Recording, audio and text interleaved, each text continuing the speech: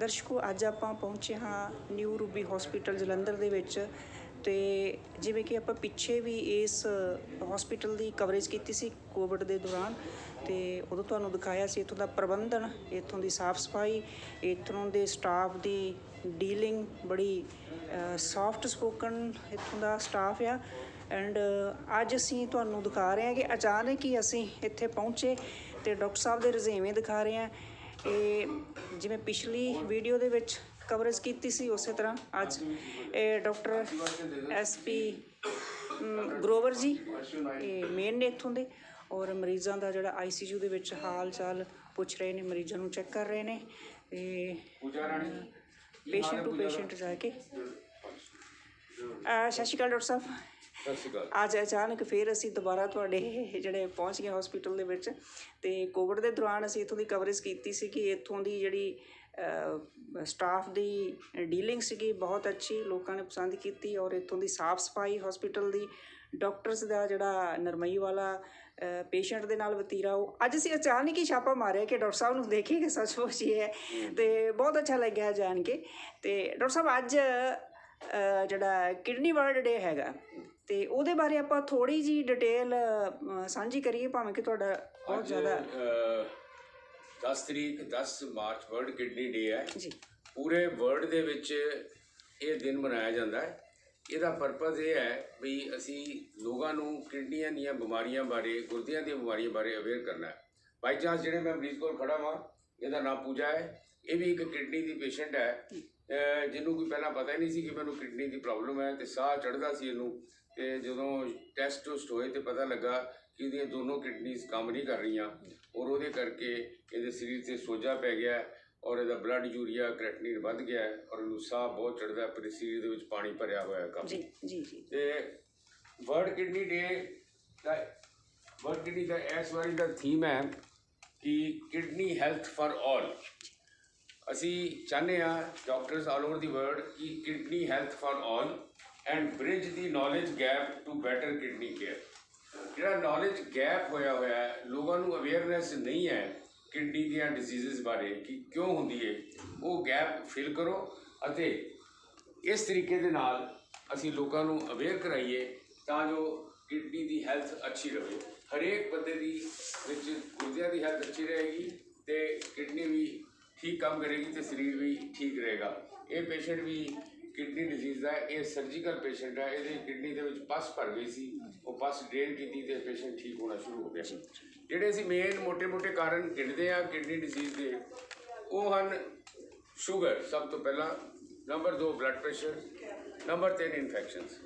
Sugar ਜੇ control ਰੱਖੀ ਜਾਏ, ਜਿੱਦਾਂ ਕਿ ਅੱਜ ਤੁਸੀਂ ਹਰ ਚੌਥੇ ਮਰੀਜ਼ ਨੂੰ ਸ਼ੂਗਰ ਹੁੰਦੀ ਹੈ, ਸ਼ੂਗਰ ਕੰਟਰੋਲ ਕੀਤੀ ਜਾਏ ਤੇ ਕਿਡਨੀ ਡਿਜ਼ੀਜ਼ ਨਹੀਂ ਹੁੰਦੀ। ਪਰ ਜੇ ਸ਼ੂਗਰ ਜ਼ਿਆਦਾ ਰਹੇ ਤਾਂ ਕਿਡਨੀ ਡਿਜ਼ੀਜ਼ ਬਹੁਤ ਜ਼ਿਆਦਾ ਪਰਸੈਂਟੇਜ ਲੋਕਾਂ ਨੂੰ ਹੋ ਜਾਂਦੀ ਹੈ। ਇਸੇ ਤਰ੍ਹਾਂ ਹੀ ਬਲੱਡ ਪ੍ਰੈਸ਼ਰ ਹੈ, ਜੇ BP ਕੰਟਰੋਲ ਰਹੇ ਤਾਂ ਕੋਈ ਬਿਮਾਰੀ ਨਹੀਂ ਹੈ। ਪਰ ਲੋਕ ਆਮ ਤੌਰ 'ਤੇ ਕਿਉਂਕਿ BP ਏਸਿਮਟੋਮੈਟਿਕ ਹੁੰਦਾ ਹੈ, ਕੋਈ ਤਕਲੀਫ ਨਹੀਂ ਦਿੰਦਾ, ਇਸ ਕਰਕੇ ਇਹਦੀ ਪਰਵਾਹ ਨਹੀਂ ਕਰਦੇ ਅਤੇ ਉਹ ਇਹ ਸੋਚਦੇ ਨੇ ਕਿ ਚਲੋ ਮੈਨੂੰ ਕਿਹੜਾ ਕੋਈ ਤਕਲੀਫ ਹੈ, ਦਵਾਈ ਨਾ ਖਾਵਾਂ। ਅਤੇ ਦਵਾਈ ਨਾ ਖਾਣ ਕਰਕੇ ਉਹ ਕਿਡਨੀਆਂ ਬਿਮਾਰ ਹੋ ਜਾਂਦੀਆਂ ਨੇ। ਇਹ ਅਸੀਂ ਨੌਲੇਜ ਸਪਰੈਡ ਕਰਨੀ ਹੈ ਇਸ ਕਿਡਨੀ ਡੇ 'ਤੇ ਲੋਕਾਂ ਨੂੰ ਕਿ ਆਪਣਾ ਸ਼ੂਗਰ ਬਲੱਡ ਪ੍ਰੈਸ਼ਰ ਕੰਟਰੋਲ ਰੱਖੋ। ਤੀਸਰੀ ਗੱਲ ਹੈ ਵੀ ਜਦੋਂ ਵੀ ਕੋਈ ਪਿਸ਼ਾਬ ਦੀ ਜਾਂ ਕਿਸੇ ਯੂਰੀਨਰੀ ਟ੍ਰੈਕਟ 'ਚ ਇਨਫੈਕਸ਼ਨ ਹੋਏ ਤੇ ਉਸੇ ਵੇਲੇ ਐਂਟੀਬਾਇਓਟਿਕਸ ਲਓ, ਅੱਛੇ ਡਾਕਟਰ ਤੋਂ ਸਲਾਹ ਲਓ ਤਾਂ ਜੋ ਪਸ ਅੰਦਰ ਇਕੱਠੀ ਨਾ ਹੋਏ ਤੇ ਕਿਡਨੀ ਬਿਮਾਰੀ ਨਾ ਵਧੇ, ਨਾ ਯੂਰੀਆ ਕ੍ਰੈਟਿਨਿਨ ਵਧੇ। ਕਿਡਨੀ ਦੀ ਬਿਮਾਰੀਆਂ ਤੋਂ ਬਚਣ ਦਾ ਇੱਕ ਹੋਰ ਵੀ ਤਰੀਕਾ ਇਹ ਹੈ ਕਿ ਅਪਾਰਟ ਫਰੋਮ ਵੀ ਕਿਡਨੀ ਜੋ ਅਸੀਂ ਸ਼ੂਗਰ ਅਤੇ ਬਲੱਡ ਪ੍ਰੈਸ਼ਰ ਨੂੰ ਕੰਟਰੋਲ ਕਰਦੇ ਹਾਂ, ਪਾਣੀ ਜ਼ਿਆਦਾ ਪੀਤਾ ਜਾਏ। ਪਾਣੀ ਜ਼ਿਆਦਾ ਪੀਣ ਦੇ ਨਾਲ ਕਿਡਨੀਆਂ ਤੋਂ ਫਲਸ਼ ਹੁੰਦੀਆਂ ਰਹਿੰਦੀਆਂ ਨੇ ਔਰ ਬਿਮਾਰੀਆਂ ਘੱਟ ਨੇ। ਮਨਵੀਰ ਸਿੰਘ ਇਹ ਹਾਰਟ ਸਪੈਸ਼ਲਿਸਟ ਨੇ ਤੇ 1 ਮਿੰਟ ਵਾਸਤੇ ਦੱਸਣਗੇ ਵੀ ਕਿਡਨੀ ਅਤੇ ਹਾਰਟ ਦੀ ਡਿਜ਼ੀਜ਼ਿਸ ਦਾ ਕੀ ਰਿਲੇਸ਼ਨ ਹੈ ਅਤੇ ਸਾਨੂੰ ਕੀ ਕਰਨਾ ਚਾਹੀਦਾ ਹੈ। ਜਿਹੜੇ ਮਰੀਜ਼ ਨੂੰ ਕਿਡਨੀ ਡਿਜ਼ੀਜ਼ ਹੋਵੇ, ਉਹਨੂੰ ਹਾਰਟ ਪ੍ਰੋਬਲਮ ਨਾ ਹੋਵੇ, ਉਹਦੇ ਲਈ ਤੁਹਾਨੂੰ 2 ਮਿੰਟ ਵਾਸਤੇ ਜਾਣਕਾਰੀ ਦੇਣੀ। ਡਾਕਟਰ ਸਤਿ ਸ਼੍ਰੀ ਅਕਾਲ ਡਾਕਟਰ ਜੀ। ਜ਼ਿਆਦਾਤਰ ਕਿਡਨੀ ਡਿਜ਼ੀਜ਼ ਹਰ ਔਰਗਨਸ ਆਪਸ 'ਚ ਇੰਟਰਲੇਟਡ ਹੁੰਦੇ ਨੇ। ਕਿਡਨੀ ਤੇ ਹਾਰਟ ਵੀ ਇੰਟਰਲੇਟਡ ਹੁੰਦਾ ਹੈ। ਜੇ ਹਾਰਟ ਦੀ ਪੰਪਿੰਗ ਘੱਟ ਹੁੰਦੀ ਹੈ ਤੇ ਕਿਡਨੀ ਨੈਚੁਰਲ ਪ੍ਰੈਸ਼ਰ ਬਲੱਡ ਦਾ ਘੱਟ ਜਾਏਗਾ ਤੇ ਉਸ 'ਤੇ ਅਸਰ ਆਉਂਦਾ ਹੈ। ਉਸੇ ਉਂਝ ਆਪੋਜ਼ਿਟ ਫੈਕਟਰ ਪੈਂਦਾ, ਜੇ ਕਿਡਨੀ ਡੈਮੇਜ ਹੋਣ ਤੇ ਹਾਰਟ 'ਤੇ ਅਸਰ ਆਉਣ ਦੀ ਕੋਸ਼ਿਸ਼ ਹੁੰਦੀ ਹੈ। ਜ਼ਰੂਰੀ ਕੋਸ਼ਿਸ਼ ਤਾਂ ਪਹਿਲੇ ਇਹੀ ਹੁੰਦੀ ਕਿ ਲਾਈਫ ਸਟਾਈਲ ਮੋਡੀਫਿਕੇਸ਼ਨ ਕੀਤੀ ਜਾਵੇ, ਸ਼ੂਗਰ ਜੋ ਹੈ ਉਹਦੀ ਕੰਟਰੋਲ ਹੋਵੇ, ਬੀਪੀ ਦੇ ਕੰਟਰੋਲ ਰਵੇ, ਜੋ ਅੰਡਰਲਾਈਨ ਡਿਜ਼ੀਜ਼ ਨੇ, ਇਨਫੈਕਸ਼ਨਸ ਨੇ, ਉਹਨਾਂ ਦਾ ਟ੍ਰੀਟਮੈਂਟ ਰੈਗੂਲਰਲੀ ਹੁੰਦਾ ਰਹੇ, ਪੇਸ਼ੈਂਟ ਦਾ ਰੈਗੂਲਰ ਮੋਨੀਟਰਿੰਗ ਤੇ ਚੈੱਕਅਪ ਹੁੰਦਾ ਰਹਿੰਦਾ ਤੇ ਡਿਜ਼ੀਜ਼ ਦਾ ਪ੍ਰੋਗਰੈਸ਼ਨ ਰੇਟ ਘਟਦਾ ਰਹਿੰਦਾ ਹੈਗਾ। ਉਹਦੇ ਨਾਲ ਹਾਰਟ ਦੀ ਡਿਜ਼ੀਜ਼ ਤੇ ਜਾਂ ਹਾਰਟ ਇਫੈਕਟ ਜਾਂ ਅਦਰ ਸਾਈਡ ਇਫੈਕਟਸ ਹੋਰ ਆਰਗਨਸ ਤੇ ਵੀ ਆਉਣ ਦੇ ਚਾਂਸਸ ਘਟਦੇ ਜਾਂਦੇ ਨੇ। ਐਸ ਸਚ ਡਿਜ਼ੀਜ਼ ਆਰ ਪ੍ਰੋਗਰੈਸਿਵ, ਉਹ ਵੱਧਦੀਆਂ ਰਹਿੰਦੀਆਂ। ਮੈਡੀਸਿਨਸ ਦਾ ਰੋਲ ਇਹ ਹੁੰਦਾ ਕਿ ਡਿਜ਼ੀਜ਼ ਦੇ ਪ੍ਰੋਗਰੈਸ਼ਨ ਰੇਟ ਨੂੰ ਘਟਾਇਆ ਜਾਏ।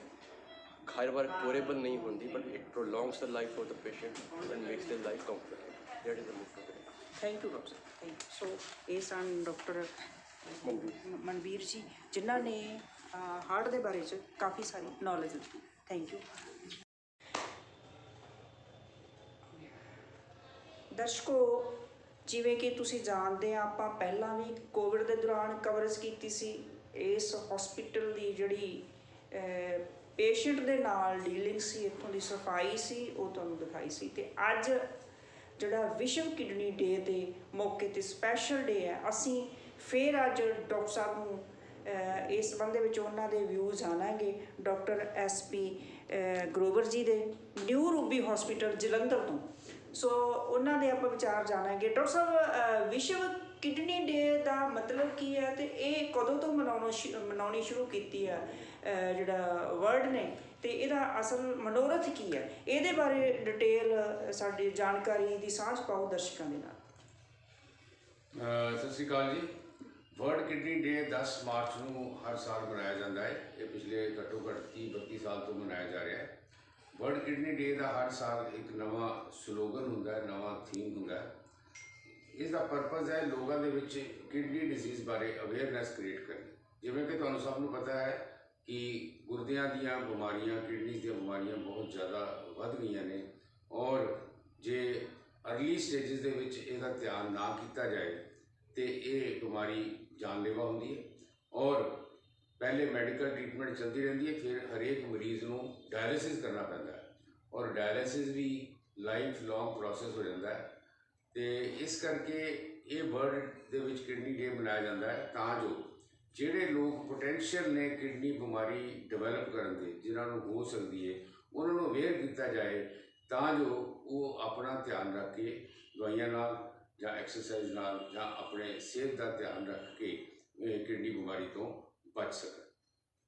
ਜਿਹੜੇ ਮੋਟੇ ਕਾਰਨ ਨੇ ਕਿਡਨੀਜ਼ ਦੇ, ਉਹਨਾਂ ਦੇ ਕਾਫੀ ਕਾਰਨ ਹੁੰਦੇ ਨੇ। ਗੁਰਦਿਆਂ ਦੀ ਬਿਮਾਰੀਆਂ ਦਾ ਸਭ ਤੋਂ ਵੱਡਾ ਕਾਰਨ ਹੈ ਸ਼ੂਗਰ ਦੀ ਬਿਮਾਰੀ, diabetes. Number 2, high blood pressure. ਇਹ ਦੋ ਬਿਮਾਰੀਆਂ ਐਸੀਆਂ ਨੇ ਜਿਹੜੀਆਂ ਕਿ ਅੱਜ ਕੱਲ੍ਹ ਸਾਡੇ ਸਮਾਜ ਦੇ ਵਿੱਚ ਬਹੁਤ ਜ਼ਿਆਦਾ ਆ ਚੁੱਕੀਆਂ ਨੇ।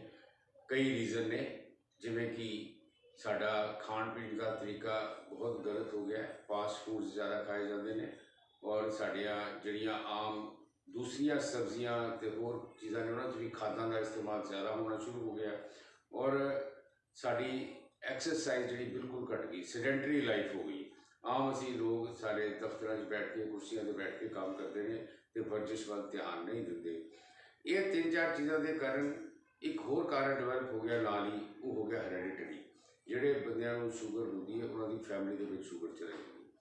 ਸੋ ਸ਼ੂਗਰ ਦੀ ਬਿਮਾਰੀ ਜਿਹੜੀ ਹੈ, ਇਹਨੂੰ ਅਸੀਂ ਘਟਾ ਤੇ ਮੇਰਾ ਖਿਆਲ ਨਹੀਂ ਸਕਦੇ, ਕੰਟਰੋਲ ਜ਼ਰੂਰ ਕਰ ਸਕਦੇ ਹਾਂ। ਜੇ ਅਸੀਂ ਸ਼ੂਗਰ ਦੀ ਬਿਮਾਰੀ ਪ੍ਰੋਪਰ ਕੰਟਰੋਲ ਕਰ ਲਈ ਜਾਏ ਤੇ ਫਿਰ ਗੁਰਦਿਆਂ ਦੀ ਤਕਲੀਫ ਨਹੀਂ ਹੋਣੀ। ਕਿਸ ਤਰ੍ਹਾਂ ਕੰਟਰੋਲ ਕਰਨੀ ਹੈ? ਪ੍ਰੋਪਰ ਡਾਕਟਰ ਦੀ ਸਲਾਹ ਦੇ ਨਾਲ ਦਵਾਈ ਖਾਣੀ, ਪ੍ਰੋਪਰ ਡਾਇਟ ਲੈਣੀ ਅਤੇ ਪ੍ਰੋਪਰ ਐਕਸਰਸਾਈਜ਼ ਕਰਨੀ। ਜੇ ਅਸੀਂ 3 ਚੀਜ਼ਾਂ ਅੱਛੇ ਤਰੀਕੇ ਨਾਲ ਕਰਦੇ ਰਹੀਏ, ਰਿਲੀਜੀਅਸਲੀ ਕਰਦੇ ਰਹੀਏ, ਤੇ ਮੇਰਾ ਖਿਆਲ ਹੈ ਸ਼ੂਗਰ ਦੀ ਜਿਹੜੀ ਗੁਰਦਿਆਂ ਦੀ ਕੰਪਲਿਕੇਸ਼ਨ ਹੈ ਉਹ ਨਹੀਂ ਹੋਏਗੀ। ਦੂਸਰਾ ਹੈ ਬਲੱਡ ਪ੍ਰੈਸ਼ਰ। ਉਹ ਵੀ ਇਸੇ ਤਰ੍ਹਾਂ ਦੀ ਬਿਮਾਰੀ ਹੈ, ਲਾਈਫ ਸਟਾਈਲ ਦੀ ਬਿਮਾਰੀ ਹੈ। ਸਾਡੇ ਲਾਈਫ ਸਟਾਈਲ ਖਰਾਬ ਹੋ ਗਏ ਨੇ, ਐਕਸਰਸਾਈਜ਼ ਖਤਮ ਹੋ ਗਈ ਹੈ, ਡਾਈਟਾਂ ਖਰਾਬ ਹੋ ਗਈਆਂ ਨੇ, ਅਤੇ ਬਲੱਡ ਪ੍ਰੈਸ਼ਰ ਸ਼ੂਗਰ ਆਮ ਤੌਰ 'ਤੇ ਕਈ ਮਰੀਜ਼ਾਂ ਨੂੰ ਇਕੱਠੇ ਹੀ ਹੁੰਦੇ ਨੇ। ਬਚਾਅ ਉਹਨਾਂ ਦਾ ਵੀ ਇਹਦੇ 'ਚ ਹੀ ਹੈ ਕਿ ਪ੍ਰੋਪਰ ਦਵਾਈ ਲਓ। ਇਹ ਨਾ ਸੋਚੋ ਕਿ ਮੈਨੂੰ ਸ਼ੂਗਰ ਜਾਂ ਬਲੱਡ ਪ੍ਰੈਸ਼ਰ ਕੁਛ ਨਹੀਂ ਕਹਿੰਦਾ ਪਿਆ, ਮੈਨੂੰ ਤਾਂ ਕੋਈ ਤਕਲੀਫ ਨਹੀਂ ਹੈ। ਆਮ ਮਰੀਜ਼ ਇਹ ਕਹਿੰਦੇ ਨੇ ਜੀ ਮੈਨੂੰ ਕੋਈ ਤਕਲੀਫ ਨਹੀਂ, ਮੈਂ ਬਿਲਕੁਲ ਪਰਫੈਕਟ ਹਾਂ, ਮੈਂ ਕੰਮ ਠੀਕ ਕਰਦਾ। ਅਤੇ ਸ਼ੂਗਰ ਹੁੰਦੀ ਉਹਦੀ ਬਹੁਤ ਜ਼ਿਆਦਾ, ਬਲੱਡ ਪ੍ਰੈਸ਼ਰ ਬਹੁਤ ਜ਼ਿਆਦਾ, ਪਰ ਉਹਨੂੰ ਇਹਦਾ ਅਹਿਸਾਸ ਨਹੀਂ ਹੁੰਦਾ। ਉਹ ਸਟੇਜ 'ਤੇ ਜੇ ਅਸੀਂ ਦਵਾਈ ਪ੍ਰੋਪਰ ਸ਼ੁਰੂ ਕਰ ਦਈਏ ਅਤੇ ਗੁਰਦਿਆਂ ਦੀ ਕੰਪਲਿਕੇਸ਼ਨ ਜਿਹੜੀ ਹੈ ਉਹ ਘੱਟ ਹੋਏਗੀ। ਡਾਕਟਰ ਸਾਹਿਬ, ਇੱਥੇ ਇੱਕ ਸਵਾਲ ਪੈਦਾ ਹੁੰਦਾ ਹੈ ਕਿ ਜਿਹੜਾ ਗੁਰਦਿਆਂ ਦੀ ਇੱਕ ਕਾਜ਼ਸ ਤਾਂ ਤੁਸੀਂ ਦੱਸ ਦਿੱਤੀ, ਇੱਕ ਲਾਈਫ ਸਟਾਈਲ ਜਿਹੜਾ ਸਪਾਇਰਲ ਜਦੋਂ ਬੰਦਾ ਕਰ ਲੈਂਦਾ, ਉਦੋਂ ਇਹ ਗੁਰਦਿਆਂ ਦੀ ਬਿਮਾਰੀ ਜਾਂ ਸ਼ੂਗਰ ਦੀ ਬਿਮਾਰੀ ਹੁੰਦੀ ਹੈ, ਕਿਉਂਕਿ ਬੈਠੇ ਰਹਿਣਾ ਜ਼ਿਆਦਾਤਰ, ਵਰਕਆਊਟ ਨਹੀਂ ਕਰਨਾ, ਜਾਂ ਸਾਡਾ ਖਾਣ ਪੀਣ ਆ ਉਹ ਸਹੀ ਤਰੀਕੇ ਦਾ ਨਹੀਂ ਹੈਗਾ। ਇਹ ਮੇਨ ਕਾਜ਼ਸ ਨੇ। ਹੁਣ ਤੁਸੀਂ ਦਰਸ਼ਕਾਂ ਨਾਲ ਇਹ ਸਮਝ ਪਾਓ ਕਿ ਜਿਹੜੇ ਗੁਰਦੇ ਜਦੋਂ ਖਰਾਬ ਹੋ ਜਾਂਦੇ ਨੇ, ਜਦੋਂ ਕਿਡਨੀ ਫੇਲ ਹੋ ਜਾਂਦੀ ਹੈ, ਤਾਂ ਉਹਦਾ ਇਫੈਕਟ ਪੂਰੀ ਬਾਡੀ 'ਤੇ ਕਿਵੇਂ ਪੈਂਦਾ, ਜੀਵਨ 'ਤੇ ਵੀ ਕਿਵੇਂ ਪੈਂਦਾ। ਬਹੁਤ ਅੱਛਾ ਸਵਾਲ ਹੈ ਕਿ ਬੰਦੇ ਨੂੰ ਕਿੱਦਾਂ ਪਤਾ ਲੱਗੇ ਕਿ ਮੈਨੂੰ ਕਿਡਨੀ ਦਾ ਕੋਈ ਤਕਲੀਫ ਸ਼ੁਰੂ ਹੋਈ ਹੈ, ਉਹਦੇ ਕੀ ਸਿੰਪਟਮਸ ਨੇ, ਕੀ ਸਾਈਨਸ ਨੇ। ਸਿੰਪਟਮਸ ਹੁੰਦੇ ਨੇ, ਜਿੱਦਾਂ ਮੈਂ ਪਹਿਲਾਂ ਦੱਸਿਆ ਕਿ ਸਿੰਪਟਮਸ ਕੋਈ ਬਹੁਤ ਲੇਟ ਆਉਂਦੇ ਨੇ, ਮਰੀਜ਼ ਨੂੰ ਪਤਾ ਨਹੀਂ ਲੱਗਦਾ। ਜਦੋਂ ਸਿੰਪਟਮ ਆਉਣੇ ਸ਼ੁਰੂ ਹੁੰਦੇ ਨੇ ਤੇ ਬੰਦੇ ਨੂੰ ਪੈਰਾਂ 'ਤੇ ਸੋਜਸ਼ ਆਉਣੀ ਸ਼ੁਰੂ ਹੁੰਦੀ ਹੈ, ਹਲਕਾ ਹਲਕਾ ਸਾਹ ਚੜ੍ਹਦਾ ਹੈ, ਥੋੜ੍ਹੀ ਥੋੜ੍ਹੀ ਭੁੱਖ ਘੱਟ ਲੱਗਦੀ ਹੈ, ਥੋੜ੍ਹਾ ਥੋੜ੍ਹਾ ਚੱਕਰ ਜਿਹਾ ਕਿਸੇ ਵੇਲੇ ਆਉਂਦਾ ਹੈ। ਇਹ ਜਿਹੜੇ ਇਨੀਸ਼ੀਅਲ ਸਿੰਪਟਮਸ ਨੇ। ਉਸ ਤੋਂ ਬਾਅਦ ਜਿਹੜਾ ਸਰੀਰ 'ਤੇ ਸੋਜਾ ਵੱਧ ਜਾਂਦਾ ਹੈ, ਸਾਹ ਚੜ੍ਹਨਾ ਜ਼ਿਆਦਾ ਵੱਧ ਜਾਂਦਾ ਹੈ, ਖੂਨ ਦੀ ਕਮੀ ਆ ਜਾਂਦੀ। ਜਦੋਂ ਗੁਰਦੇ ਕੰਮ ਨਹੀਂ ਕਰਦੇ ਤੇ ਸਰੀਰ ਦੇ ਵਿੱਚ ਐਰੀਥਰੋਪੋਇਟਿਨ ਐਂਜ਼ਾਈਮ ਘੱਟ ਜਾਂਦਾ ਹੈ, ਉਹਦੇ ਨਾਲ ਖੂਨ ਘਟਣਾ ਸ਼ੁਰੂ ਹੋ ਜਾਂਦਾ ਹੈ। ਤੁਸੀਂ ਜੇ ਮਰੀਜ਼ਾਂ ਦੇ ਨੋਟ ਕਰੋਗੇ, ਗੁਰਦੇ ਦੇ ਮਰੀਜ਼ਾਂ ਨੂੰ ਉਹਨਾਂ ਦਾ ਖੂਨ 5-6 ਗ੍ਰਾਮ ਆ ਜਾਂਦਾ ਤੇ ਉਹਨਾਂ ਨੂੰ ਪਤਾ ਵੀ ਨਹੀਂ ਲੱਗਦਾ। ਸੋ ਇਹ ਇਨੀਸ਼ੀਅਲ ਸਿੰਪਟਮਸ ਹੈਗੇ ਨੇ, ਕਮਜ਼ੋਰੀ ਮਹਿਸੂਸ ਹੋਣਾ, ਸੋਜਾ ਆਉਣਾ, ਸਾਹ ਚੜ੍ਹਨਾ ਤੇ ਭੁੱਖ ਵੀ ਘੱਟ ਲੱਗਦੀ ਤੇ ਖੂਨ ਦੀ ਕਮੀ ਆ ਜਾਣੀ। ਜਦੋਂ ਇਹ ਚੀਜ਼ਾਂ ਆਉਣ ਤਾਂ ਸਮਝੋ ਕਿ ਗੁਰਦੇ ਦੀ ਤਕਲੀਫ ਤੁਹਾਨੂੰ ਸ਼ੁਰੂ ਹੋ ਚੁੱਕੀ ਹੈ। ਇਹ ਪਹਿਲਾ ਫਸਟ ਸਿੰਪਟਮ ਜਿਹੜਾ ਉਹਨਾਂ ਦੇ ਪੈਰਾਂ ਦੇ ਉੱਪਰ ਸਵੈਲਿੰਗ ਹੁੰਦੀ ਹੈ, ਜਾਂ ਐਂਕਲ ਅਡੀਮਾ ਕਹਿੰਦੇ ਇਹਨੂੰ ਸੀ। ਪੈਰ ਥੋੜ੍ਹੇ ਥੋੜ੍ਹੇ ਸੁੱਜਣੇ ਸ਼ੁਰੂ ਹੋ ਜਾਂਦੇ ਨੇ। ਕਈ ਲੋਕ ਇਹਦਾ ਧਿਆਨ ਕਰਦੇ ਨੇ, ਕਈ ਨਹੀਂ ਕਰਦੇ। ਜਦੋਂ ਅਰਲੀ ਸਟੇਜ 'ਤੇ ਧਿਆਨ ਦਿੰਦਾ ਰਹਿੰਦਾ ਤਾਂ ਇਹ ਬਿਮਾਰੀ ਛੇਤੀ ਪਕੜੀ ਜਾਂਦੀ। ਕਿ ਇਹ ਯੂਰਨ, ਜਦੋਂ ਬੰਦਾ ਯੂਰਨ ਪਾਸ ਕਰਦਾ ਉਹਦੇ 'ਤੇ ਵੀ ਕੋਈ ਇਫੈਕਟਿਵਲੀ ਜਿਹੜਾ ਯੂਰਨ ਦਾ ਘੱਟ ਹੋਣਾ ਵੀ ਰੂਟੀਨ ਦੇ ਨਾਲੋਂ ਘੱਟ ਆ ਰਿਹਾ, ਉਹ ਬਹੁਤ ਲੇਟ ਸਿੰਪਟਮ ਹੈ। ਉਹ ਜਲਦੀ ਨਹੀਂ ਆਉਂਦਾ। ਜਦੋਂ ਕਿਡਨੀ ਦੋਨੋਂ ਪੂਰੀ ਤਰ੍ਹਾਂ ਫੇਲ ਹੋ ਜਾਂਦੀਆਂ ਨੇ, ਉਦੋਂ ਫਿਰ ਯੂਰਨ ਆਊਟਪੁੱਟ, ਪਿਸ਼ਾਬ ਦਾ ਮਿਕਦਾਰ ਜਿਹੜੀ ਘੱਟ ਜਾਂਦੀ। ਇਹਦੇ ਹੋਰ ਕੀ ਸਿੰਪਟਮਸ ਨੇ, ਜਾਂ ਇਹਦਾ ਜਿਹੜਾ ਟਾਈਮ ਪੀਰੀਅਡ ਕਿੰਨਾ ਕੁ ਹੈਗਾ, ਵੀ ਕਿੰਨੀ ਦੇਰ ਬਾਅਦ ਸਾਨੂੰ ਇਹਦਾ ਪਤਾ ਲੱਗ ਜਾਂਦਾ ਕਿ ਵੀ ਹੁਣ ਜਿਹੜਾ ਪੇਸ਼ੈਂਟ ਆ ਪੂਰੀ ਤਰ੍ਹਾਂ ਦੀ ਗ੍ਰਿਫਤ 'ਚ ਆ ਚੁੱਕਾ ਹੈਗਾ। ਦੇਖੋ, ਜਿਹੜੇ ਸ਼ੂਗਰ ਤੇ ਮਰੀਜ਼ ਨੇ ਉਹਨਾਂ ਨੂੰ ਆਮ ਤੌਰ 'ਤੇ ਅਸੀਂ ਦੇਖਿਆ ਵੀ 10 ਸਾਲ ਦੀ ਸ਼ੂਗਰ ਹੋਵੇ ਤੇ ਉਹਨਾਂ ਨੂੰ ਕਿਡਨੀ ਬਿਮਾਰੀ ਤਕਰੀਬਨ ਹੋ ਜਾਂਦੀ ਹੈ, ਜਿਹਨਾਂ ਦੀ ਸ਼ੂਗਰ ਕੰਟਰੋਲ ਨਹੀਂ ਰਹਿੰਦੀ। ਇਸੇ ਤਰ੍ਹਾਂ ਹੀ ਬਲੱਡ ਪ੍ਰੈਸ਼ਰ ਦਾ, ਜੇ 10 ਸਾਲ ਤੋਂ ਉੱਪਰ ਹੋ ਚੁੱਕੇ ਨੇ ਤੇ ਇਹ ਬੰਦਾ ਤਿਆਰ ਹੈ ਕਿ ਮੈਂ ਆਪਣਾ ਕਿਡਨੀ ਚੈੱਕਅਪ ਕਰਵਾ ਲਵਾਂ, ਕਿਉਂਕਿ ਗੁਰਦਿਆਂ ਦੀ ਬਿਮਾਰੀ ਹੋਏਗੀ। ਸਿੰਪਟਮ ਸਾਈਨ ਤਾਂ ਮੈਂ ਅੱਗੇ ਹੀ ਦੱਸ ਚੁੱਕਾ ਵਾਂ, ਪਰ ਵੈਸੇ ਮੈਂ ਆਪਣੀ ਪ੍ਰੈਕਟਿਸ ਦੇ ਵਿੱਚ ਮਰੀਜ਼ਾਂ ਨੂੰ ਇਹ ਐਡਵਾਈਸ ਕਰਦਾ ਕਿ ਜਿਹੜੇ ਸ਼ੂਗਰ ਬਲੱਡ ਪ੍ਰੈਸ਼ਰ ਦੇ ਮਰੀਜ਼ ਨੇ, ਸਾਲ 'ਚ ਇੱਕ ਵਾਰੀ ਆਪਣੇ ਗੁਰਦਿਆਂ ਦੇ ਟੈਸਟ ਜ਼ਰੂਰ ਕਰਾਏ ਜਾਣ। ਉਹ ਟੈਸਟਾਂ ਦਾ ਵੀ ਜ਼ਿਕਰ ਕਰ ਦਿਓ ਡਾਕਟਰ ਸਾਹਿਬ, ਕਿਹੜੇ ਕਿਹੜੇ ਟੈਸਟ ਕਰਵਾਉਣੇ ਚਾਹੀਦੇ ਦੋਨਾਂ ਬਿਮਾਰੀਆਂ ਦੇ ਲਈ? ਬਲੱਡ ਯੂਰੀਆ ਤੇ ਸੀਰਮ ਕ੍ਰੈਟਿਨਿਨ, ਇਹ ਦੋਨੋਂ ਚੀਜ਼ਾਂ ਸਾਲ 'ਚ ਇੱਕ ਵਾਰੀ ਜ਼ਰੂਰੀ ਨੇ। ਸ਼ੂਗਰ ਦਾ ਟੈਸਟ ਤੇ ਹਰ ਹਫਤੇ ਜ਼ਰੂਰੀ ਹੈ, ਤਾਂ ਹੀ ਪਤਾ ਲੱਗੇਗਾ ਵੀ ਸ਼ੂਗਰ ਠੀਕ ਰਹਿੰਦੀ ਕਿ ਨਹੀਂ ਰਹਿੰਦੀ। ਬਲੱਡ ਪ੍ਰੈਸ਼ਰ ਦਾ ਚੈੱਕਅਪ ਵੀ ਤਕਰੀਬਨ ਹਫਤੇ 10 ਦਿਨ ਵਿੱਚ ਇੱਕ ਵਾਰੀ ਜਾਂ 15 ਦਿਨ ਵਿੱਚ ਇੱਕ ਵਾਰੀ ਆਪਣਾ ਬਲੱਡ ਪ੍ਰੈਸ਼ਰ ਜ਼ਰੂਰ ਚੈੱਕ ਕਰਾਉਣਾ ਚਾਹੀਦਾ, ਭਾਵੇਂ ਤੁਹਾਨੂੰ ਕੋਈ ਸਿੰਪਟਮ ਤਕਲੀਫ ਹੋਏ ਜਾਂ ਨਾ ਹੋਵੇ। ਸੋ ਇਹ ਚੈੱਕਅਪ ਜਿਹੜਾ ਬਹੁਤ ਜ਼ਰੂਰੀ ਹੈ। ਕਈ ਵਾਰੀ ਸ਼ੂਗਰ ਬਹੁਤ ਹਾਈ ਹੁੰਦੀ ਹੈ, ਸਿੰਪਟਮ ਕੋਈ ਨਹੀਂ ਹੁੰਦੇ। ਇੱਥੇ ਇੱਕ ਗੱਲ ਹੋਰ ਹੈ ਡਾਕਟਰ ਸਾਹਿਬ ਕਿ ਸ਼ੂਗਰ ਦੋ ਤਰ੍ਹਾਂ ਨਾਲ ਉਹਦਾ ਟੈਸਟ ਹੁੰਦਾ। ਇੱਕ ਤਾਂ ਜਿਹੜਾ ਉਂਗਲੀ ਤੋਂ ਬਲੱਡ ਲੈ ਕੇ ਕੀਤਾ ਜਾਂਦਾ, ਇੱਕ ਜਿਹੜਾ ਨਸ ਦੇ ਵਿੱਚੋਂ ਬਲੱਡ ਲੈ, ਉਹ ਦੋਨਾਂ ਦੇ ਵਿੱਚ ਕੀ ਅੰਤਰ ਹੈ? ਇਹ ਵੀ ਥੋੜ੍ਹਾ ਜਿਹਾ ਉਹਨਾਂ ਨੂੰ ਸਮਝਾ ਦਿਓ। ਇੱਕ ਨਾਲ ਹੀ ਇਹ ਜਵਾਬ ਦੇ ਦਿਓ ਮੈਨੂੰ ਕਿ ਕੀ ਇਹ ਸਾਰੇ ਟੈਸਟ ਆਪਣੇ ਨਿਊ ਰੂਬੀ ਹਸਪੀਟਲ ਦੇ ਵਿੱਚ ਅਵੇਲੇਬਲ ਹਨ? ਇਹ ਜਿਹੜਾ ਫਿੰਗਰ ਤੋਂ ਟੈਸਟ ਕਰਨਾ, ਇਹ ਹੈਗਾ ਯੂਜੂਅਲ ਰੂਟੀਨ, ਜਿਹੜਾ ਬੰਦਾ ਘਰ ਵੀ ਰੱਖ ਸਕਦਾ ਹੈ। ਤੇ ਜਿਹੜਾ ਵੀਨਸ ਬਲੱਡ ਲੈ ਕੇ ਟੈਸਟ ਕਰਨਾ, ਉਹ ਆਮ ਤੌਰ 'ਤੇ ਹਸਪੀਟਲ ਦੇ ਵਿੱਚ ਹੀ ਹੁੰਦਾ ਹੈ। ਦੋਨਾਂ ਦਾ ਬਹੁਤ ਜ਼ਿਆਦਾ ਫਰਕ ਨਹੀਂ, 15 ਤੋਂ 20 ਮਿਲੀਗ੍ਰਾਮ ਪਰਸੈਂਟੇਜ ਦਾ ਫਰਕ ਜ਼ਰੂਰ ਆ ਸਕਦਾ ਹੈ। ਜਿਹੜਾ ਜ਼ਿਆਦਾ ਐਕੂਰੇਟ ਹੈ ਉਹ ਵੀਨਸ ਬਲੱਡ ਹੈ। ਕੈਪਿਲਰੀ ਬਲੱਡ ਵਿੱਚ ਕਈ ਵਾਰੀ ਸ਼ੂਗਰ ਦਾ ਥੋੜ੍ਹਾ ਜਿਹਾ ਉਨੀ 100% ਐਕੂਰੇਸੀ ਨਹੀਂ ਆਉਂਦੀ। ਔਰ ਇਹ ਦੋਨੋਂ ਟੈਸਟ ਸਾਡੇ ਕੋਲ ਅਵੇਲੇਬਲ ਨੇ ਨਿਊ ਰੂਬੀ ਹਸਪੀਟਲ ਦੇ ਵਿੱਚ। ਇਸ ਤੋਂ ਇਲਾਵਾ ਇੱਕ HbA1c ਟੈਸਟ ਹੁੰਦਾ ਹੈ। HbA1c ਟੈਸਟ ਹੈ, ਉਹ 3 ਮਹੀਨਿਆਂ ਦੀ ਐਵਰੇਜ ਸ਼ੂਗਰ ਦੇਖੀ ਜਾਂਦੀ ਹੈ ਵੀ ਪਿਛਲੇ 3 ਮਹੀਨਿਆਂ 'ਚ ਕਿੱਦਾਂ ਰਹੀ।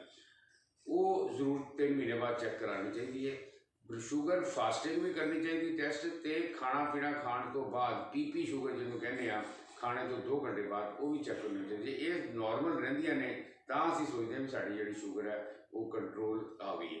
ਕਿਉਂ ਇਹ ਹੋਣਾ ਚਾਹੀਦਾ? ਕਿਉਂਕਿ ਕਈ ਦਵਾਈਆਂ ਐਸੀਆਂ ਨੇ ਜਿਹੜੀਆਂ ਫਾਸਟਿੰਗ ਕੰਟਰੋਲ ਕਰਦੀਆਂ ਨੇ, ਕਈ ਦਵਾਈਆਂ ਐਸੀਆਂ ਨੇ ਜਿਹੜੀਆਂ ਪੋਸਟ ਪ੍ਰੈਂਡੀਅਲ ਖਾਣਾ ਖਾਣ ਤੋਂ ਬਾਅਦ ਹੀ ਸ਼ੂਗਰ ਨੂੰ ਕੰਟਰੋਲ ਕਰਦੀਆਂ। ਸੋ ਡਾਕਟਰ ਨੂੰ ਇਹ ਜ਼ਰੂਰ ਪਤਾ ਹੋਣਾ ਚਾਹੀਦਾ, ਜਦੋਂ ਤੁਸੀਂ ਮਹੀਨੇ ਬਾਅਦ ਜਾਂ 2 ਮਹੀਨੇ ਬਾਅਦ ਚੈੱਕਅਪ ਲਈ ਜਾਂਦੇ ਹੋ, ਤੁਹਾਡੇ ਕੋਲ ਆਪਣਾ ਚਾਰਟ ਹੋਣਾ ਚਾਹੀਦਾ ਕਿ ਮੈਂ ਇੰਨੀ ਵਾਰੀ ਸ਼ੂਗਰ ਟੈਸਟ ਕੀਤੀ ਹੈ, ਫਾਸਟਿੰਗ ਇੰਨੀ ਰਹੀ ਹੈ, ਪੋਸਟ ਪ੍ਰੈਂਡੀਅਲ ਮੇਰੀ ਖਾਣਾ ਖਾਣ ਤੋਂ ਬਾਅਦ ਇੰਨੀ ਰਹੀ ਹੈ, ਇਹਦੇ ਨਾਲੋਂ ਤੁਹਾਡੀ ਦਵਾਈ ਦੀ ਐਡਜਸਟਮੈਂਟ ਅੱਛੀ ਤਰ੍ਹਾਂ ਡਾਕਟਰ ਕਰ ਸਕਦਾ। ਇੱਕ ਉਹਨਾਂ ਪੇਸ਼ੈਂਟ ਨੂੰ ਤੁਸੀਂ ਕੀ ਸੁਜੈਸਟ ਕਰਨਾ ਚਾਹੋਗੇ ਜਿਹੜੇ ਸ਼ੂਗਰ ਦੀ ਸਟੇਜ ਬਿਲਕੁਲ ਲੰਘ ਚੁੱਕੇ ਨੇ ਕਾਫੀ ਜ਼ਿਆਦਾ, ਔਰ ਇੰਸੂਲਿਨ ਜਿਨ੍ਹਾਂ ਨੂੰ ਡੇਲੀ, ਕਈ ਮਰੀਜ਼ ਤਾਂ ਇੱਦਾਂ ਦੇ ਨੇ ਕਿ ਸੁਬਾਹ ਸ਼ਾਮ 2 ਵਾਰ ਉਹਨਾਂ ਨੂੰ ਇੰਜੈਕਸ਼ਨ ਲੈਣੇ ਪੈਂਦੇ ਨੇ, ਕਿ ਉਹਨਾਂ ਲਈ ਕੋਈ ਅੱਗੇ ਆਪਸ਼ਨ ਹੈ? ਦੇਖੋ, ਇਹ ਲੋਕਾਂ 'ਚ ਨਾ ਬਹੁਤ ਗਲਤਫਹਿਮੀ ਹੋਈ ਵੀ ਇਨਸੂਲਿਨ ਸ਼ੁਰੂ ਹੋ ਗਈ ਤੇ ਇਹ ਲਾਸਟ ਰਿਜ਼ੋਰਟ ਹੈ ਜੀ। ਇਹ ਨਹੀਂ ਗੱਲ। ਜੇ ਸ਼ੂਗਰ ਪ੍ਰੋਪਰ ਕੰਟਰੋਲ ਕਰਨੀ ਹੈ ਤੇ ਮੋਸਟ ਫਿਜ਼ੀਓਲੋਜੀਕਲ ਟ੍ਰੀਟਮੈਂਟ ਇਨਸੂਲਿਨ ਹੀ ਹੈ। ਅਸੀਂ ਤੇ ਕਈ ਮਰੀਜ਼ਾਂ ਦੇ ਵਿੱਚ ਸ਼ੁਰੂ 'ਚ ਹੀ ਸ਼ੁਰੂ ਕਰ ਦਿੰਦੇ ਹਾਂ। ਜੇ ਆਪਾਂ ਜਿੰਨੀ ਛੇਤੀ ਇਨਸੂਲਿਨ ਸ਼ੁਰੂ ਕਰਾਂਗੇ ਤੇ ਸ਼ੂਗਰ ਕੰਟਰੋਲ ਰਹੇ, ਉਨੀ ਉਹਦੀਆਂ ਕੰਪਲੀਕੇਸ਼ਨਾਂ ਗੁਰਦਿਆਂ ਦੀਆਂ ਘੱਟ ਹੋਣਗੀਆਂ। ਤੇ ਲੋਕਾਂ ਨੂੰ, ਮੇਰੇ ਕੋਲ ਬਹੁਤ ਬੰਦੇ ਮਰੀਜ਼ ਹੈਗੇ ਨੇ ਜਿਹੜੇ ਇਨਸੂਲਿਨ ਸ਼ੁਰੂ ਕਰਨ ਤੋਂ ਬਹੁਤ ਜ਼ਿਆਦਾ ਡਰਦੇ ਨੇ। ਉਹ ਕਹਿੰਦੇ ਜੀ ਅਸੀਂ ਇੰਜੈਕਸ਼ਨ ਨਹੀਂ ਲਵਾਉਣਾ, ਹੋਰ ਦਵਾਈ ਮਹਿੰਗੀ ਤੋਂ ਮਹਿੰਗੀ ਦੇ ਦਿਓ। ਪਰ ਉਹਨਾਂ ਨੂੰ ਬਹੁਤ ਕਾਉਂਸਲ ਕਰਨਾ ਪੈਂਦਾ, ਸੁਣਾਉਣਾ ਮਹਿੰਗੀ ਤੇ ਸਸਤੇ ਦਾ ਕੁਐਸਚਨ ਨਹੀਂ ਹੈ।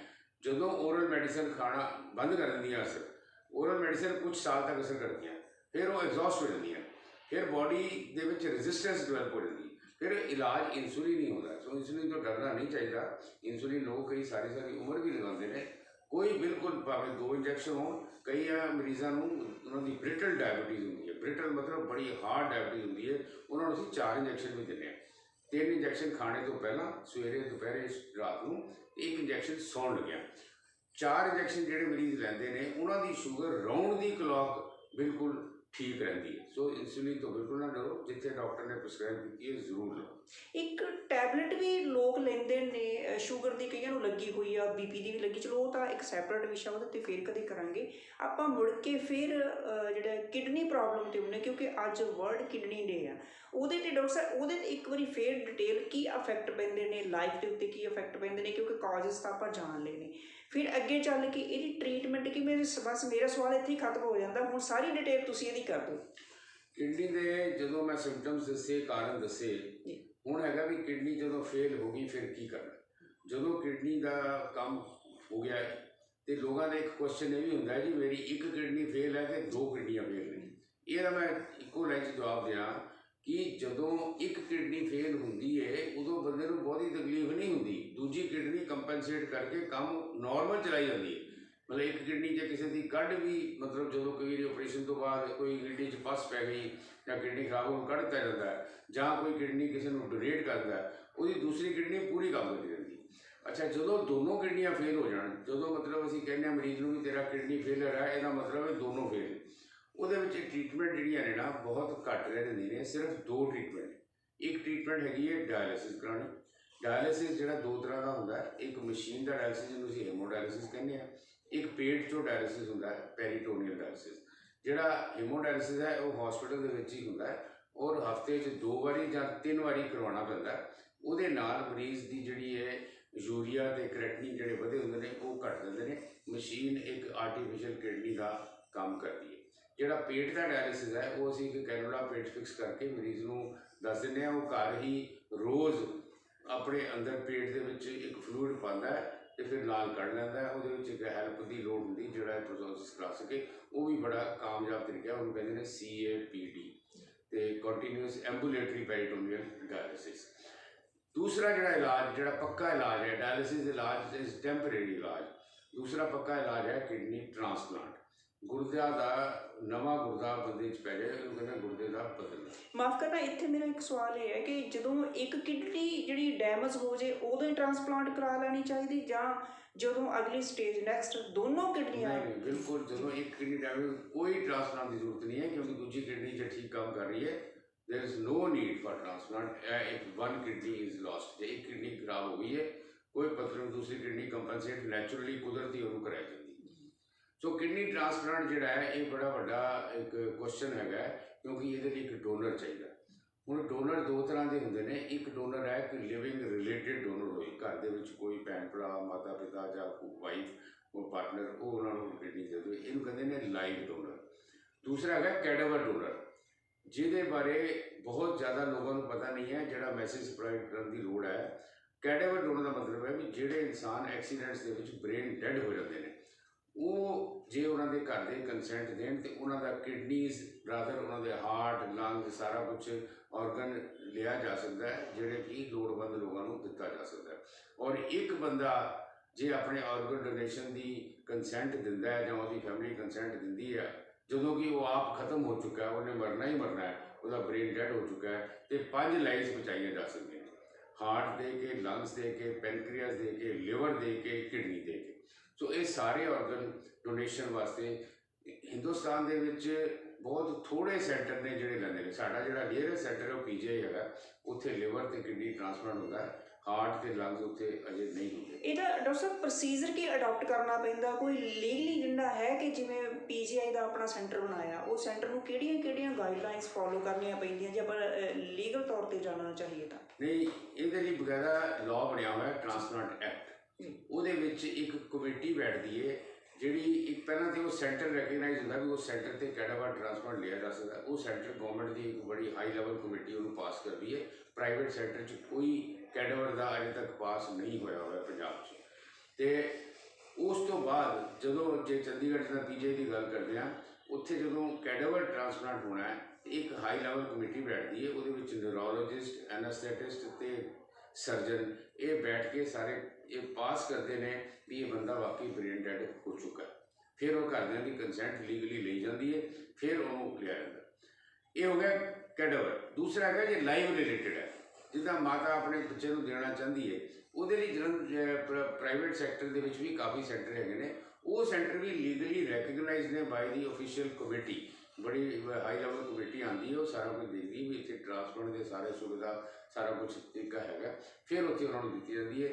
ਉਹਦੇ ਲਈ ਵੀ ਇਜਾਜ਼ਤ ਗਵਰਨਮੈਂਟ ਤੋਂ ਲੈ ਕੇ ਫਿਰ ਟ੍ਰਾਂਸਪਲਾਂਟ ਹੁੰਦਾ। ਸੋ ਇਹ ਸਾਰਾ ਪ੍ਰੋਸੈਸ ਦੇ ਬਾਅਦ ਹੀ ਟ੍ਰਾਂਸਪਲਾਂਟ ਦਾ ਆਪਰੇਸ਼ਨ ਹੋ ਸਕਦਾ। ਜਿਹੜੀ ਕਿਡਨੀ ਟ੍ਰਾਂਸਪਲਾਂਟੇਸ਼ਨ ਹੁੰਦੀ ਆ, ਉਹ ਕਿਹੜੇ ਸੈਂਟਰ ਨੇ ਇੱਥੇ? ਕੀ ਆਪਣੇ ਨਿਊ ਰੂਬੀ ਹਸਪੀਟਲ ਦੇ ਵਿੱਚ? ਉਹ ਨਹੀਂ, ਨਿਊ ਰੂਬੀ ਦੇ ਵਿੱਚ ਅਸੀਂ ਨਹੀਂ ਕਰਦੇ। ਜੀ। ਹਾਂ, ਜਲੰਧਰ ਦੇ ਵਿੱਚ 2-3 ਸੈਂਟਰ ਨੇ, ਕਿਡਨੀ ਹਸਪੀਟਲ ਹੁੰਦੀ ਹੈ ਤੇ ਜਾਂ ਇੱਥੇ ਗਈ ਹਸਪੀਟਲ ਹੈਗਾ ਉਹਦੇ ਵਿੱਚ ਹੁੰਦੀ ਹੈ, ਇੱਕ ਸਰਵੋਦਿਆ ਹਸਪੀਟਲ ਹੈ। ਸੋ 3-4 ਸੈਂਟਰ ਹੈਗੇ ਜਲੰਧਰ ਦੇ ਵਿੱਚ ਜਿਨ੍ਹਾਂ 'ਚ ਟ੍ਰਾਂਸਪਲਾਂਟ ਹੁੰਦਾ ਹੈ। ਔਰ ਬਾਕੀ ਜਿਹੜੇ ਬੈਸਟ ਸੈਂਟਰ ਅਜੇ ਵੀ ਨਾਰਥਰਨ ਇੰਡੀਆ ਦੇ ਵਿੱਚ ਉਹ PGI ਗਿਣਿਆ ਜਾਂਦਾ ਹੈ।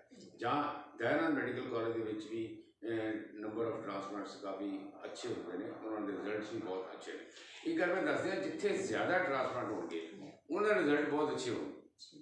ਜਿੱਥੇ ਨੰਬਰ ਆਫ ਟ੍ਰਾਂਸਪਲਾਂਟ ਘੱਟ ਹੈਗਾ ਉਹਨਾਂ ਦੇ ਰਿਜ਼ਲਟ ਫਿਰ ਉਹ ਥੋੜ੍ਹਾ ਜਿਹਾ ਉਹ ਘਟਣੇ ਸ਼ੁਰੂ ਹੁੰਦੇ, ਬਿਕੋਜ਼ ਟੀਮ ਉਹਨੀ ਇਕੁਇਪਡ ਨਹੀਂ ਰਹਿੰਦੀ ਟੂ ਡੀਲ ਵਿਦ ਸੱਚ ਏ serious process. Transplant is a very serious and very big procedure. ਦਰਸ਼ਕੋ, ਡਾਕਟਰ ਸਾਹਿਬ ਦੇ ਕਹਿਣ ਦਾ ਮਤਲਬ ਹੈ ਕਿ ਤੁਸੀਂ ਜਿਹੜੇ ਰੇਟਸ ਦੇਖ ਸਕਦੇ ਹੋ ਵੀ ਕਿਹੜੇ ਹਸਪੀਟਲ ਦੇ ਕਿੰਨੇ ਹੈਗੇ ਨੇ, ਜਿਵੇਂ 5 ਸਟਾਰ 3 ਸਟਾਰ, ਜਿਹਨੂੰ ਵੱਧ ਤੋਂ ਵੱਧ ਸਟਾਰ ਮਿਲੇ ਹੋਏ ਨੇ ਉਸ ਹਸਪੀਟਲ ਦੇ ਵਿੱਚ ਤੁਸੀਂ ਜਿਹੜਾ ਹੈਗਾ ਆਪਣਾ ਟ੍ਰੀਟਮੈਂਟ ਕਰਵਾ ਸਕਦੇ ਹੋ। ਕਿਡਨੀ ਦੇ ਬਾਰੇ ਡਾਕਟਰ ਸਾਹਿਬ ਇੱਕ ਹੋਰ ਬੜਾ ਹੈਗਾ ਕਿ ਕਈ ਮਰੀਜ਼ਾਂ ਨੇ ਸਾਡੇ ਨਾਲ ਸੰਪਰਕ ਕੀਤਾ, ਉਹਨਾਂ ਨੇ ਦੱਸਿਆ ਹੈ ਕਿ ਇੱਕ ਫਿਰੋਜ਼ਪੁਰ ਡਿਸਟ੍ਰਿਕਟ ਤੋਂ ਮਰੀਜ਼ ਸੀਗਾ, ਉਹ ਕਾਫੀ ਲੰਬਾ ਉਹਨਾਂ ਨੇ ਪ੍ਰੋਸੀਜਰ ਅਡਾਪਟ ਕਰਨਾ ਪਿਆ ਕਿਡਨੀ ਵਾਸਤੇ ਤੇ ਬੜੀਆਂ ਸਿਫਾਰਸ਼ਾਂ ਤੱਕ ਵੀ ਲਾਉਣੀਆਂ ਪਈਆਂ, ਪਰ ਉਹਨਾਂ ਦਾ ਫਿਰ ਵੀ ਕਿਤੇ ਨਾ ਕਿਤੇ ਮਸਲਾ ਹੱਲ ਨਹੀਂ ਸੀ ਹੋ ਰਿਹਾ। ਉਹ ਕਿੱਥੇ ਕਿ ਜਾ ਕੇ ਗੱਲ ਅੜਦੀ ਆ ਵੀ ਜਦੋਂ ਇਹੋ ਜਿਹਾ ਮਸਲਾ ਅੜਦਾ ਤੇ ਕਿਵੇਂ ਅੜਦਾ, ਵੀ ਕਿਹੜੀਆਂ ਉਹ ਜਿਹੀ ਰੁਕਾਵਟਾਂ? ਜੇ ਤੁਹਾਡੇ ਡਾਕੂਮੈਂਟ ਸਾਰੇ ਠੀਕ ਨੇ ਔਰ ਡੋਨਰ ਤੁਹਾਡਾ ਜੈਨੂਅਨ ਹੈ ਜੀ, ਉਹ ਫਿਰ ਕੋਈ ਮੁਸ਼ਕਲਾਂ ਨਹੀਂ ਆਉਂਦੀਆਂ।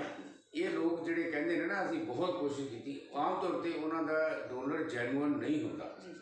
ਤੇ ਜਿਹੜੀ ਕਮੇਟੀ ਹੈ ਪਾਸ ਕਰਨ ਵਾਲੀ, ਉਹ ਪੂਰੀ ਤਰ੍ਹਾਂ ਦੇਖਦੀ ਵੀ ਵਾਕਈ ਇਹ ਫੈਮਿਲੀ ਰਿਲੇਸ਼ਨ ਹੈਗਾ ਕਿ ਨਹੀਂ ਹੈਗਾ। ਐਡੋ ਸਾਹਿਬ ਇੱਥੇ ਮੈਂ ਥੋੜ੍ਹਾ ਜਿਹਾ ਰੋਕਾਂਗੀ, ਜਿਹੜੀ ਕਮੇਟੀ ਆ ਜਿਵੇਂ ਲੀਗਲ ਅਥਾਰਟੀ ਜਿਹੜੀ ਹੁੰਦੀ ਉਹਦੇ ਵਿੱਚ ਮੇਰਾ ਖਿਆਲ DM ਡਿਸਟ੍ਰਿਕਟ ਮੈਜਿਸਟ੍ਰੇਟ ਸ਼ਾਇਦ ਹੁੰਦਾ, ਤਹਿਸੀਲਦਾਰ। ਹੁਣ ਉਹ ਇਸ ਵੇਲੇ ਨਹੀਂ ਪ੍ਰੋਸੀਜਰ ਹੈਗਾ। ਹਾਂਜੀ, ਇਹ ਨਾ ਥੋੜ੍ਹਾ ਜਿਹਾ ਕਲੀਅਰ ਕਰ ਇਸੇ ਦਾ ਕੋਈ ਪ੍ਰੋਸੀਜਰ ਹੁਣ ਜਿੱਥੇ ਮੈਡੀਕਲ ਕਾਲਜ ਨੇ ਨਾ ਉੱਥੇ ਕਮੇਟੀਆਂ ਨੇ, ਜਿੱਦਾਂ ਅੰਮ੍ਰਿਤਸਰ ਹੈ, ਫਰੀਦਕੋਟ ਹੈ, ਪਟਿਆਲਾ, ਦਯਾਨੰਦ ਮੈਡੀਕਲ ਕਾਲਜ ਹੈ, PGI ਹੈ, ਇਹਨਾਂ ਹਸਪੀਟਲ ਦੇ ਵਿੱਚ ਹੀ ਕਮੇਟੀਆਂ ਨੇ। ਉਹਨਾਂ ਦਾ ਜਿਹੜਾ ਪ੍ਰਿੰਸੀਪਲ ਹੈ ਕਾਲਜਸ ਦਾ ਉਹ ਚੇਅਰਮੈਨ ਹੁੰਦਾ ਤੇ 3 ਮੈਂਬਰ ਹੋਰ ਹੁੰਦੇ ਨੇ, ਇੱਕ ਡਿਪਟੀ ਕਮਿਸ਼ਨਰ ਵੱਲੋਂ ਰਿਪਰੈਜ਼ੈਂਟੇਟਿਵ ਹੁੰਦਾ। ਇਹ ਕਮੇਟੀ ਬੈਠ ਕੇ ਸਾਰੀ ਫੈਸਲਾ ਕਰਦੀ ਹੈ ਔਰ ਕੋਈ ਵੀ ਕਮੇਟੀ ਇਸ ਤਰ੍ਹਾਂ ਦਾ ਨਹੀਂ ਅਸੀਂ ਸੁਣਿਆ ਕਿ ਕਿਸੇ ਕਮੇਟੀ ਨੇ ਕਿਸੇ ਨੂੰ ਸ਼ਾਰਟਕਟ ਦਿੱਤਾ। ਕਦੀ ਸ਼ਾਰਟਕਟ ਨਹੀਂ। ਜਿਹੜੇ ਬੰਦੇ ਕਹਿੰਦੇ ਸਾਡਾ ਕੰਮ ਨਹੀਂ ਹੋਇਆ ਉਹ ਆਮ ਤੌਰ 'ਤੇ ਸ਼ਾਰਟਕਟ ਕਰਾਉਣਾ ਚਾਹੁੰਦੇ ਹੁੰਦੇ ਨੇ ਤੇ ਫਿਰ ਇਸ ਕਰਕੇ ਉਹਨਾਂ ਦੇ ਕੇਸ ਪਾਸ ਨਹੀਂ ਹੁੰਦੇ।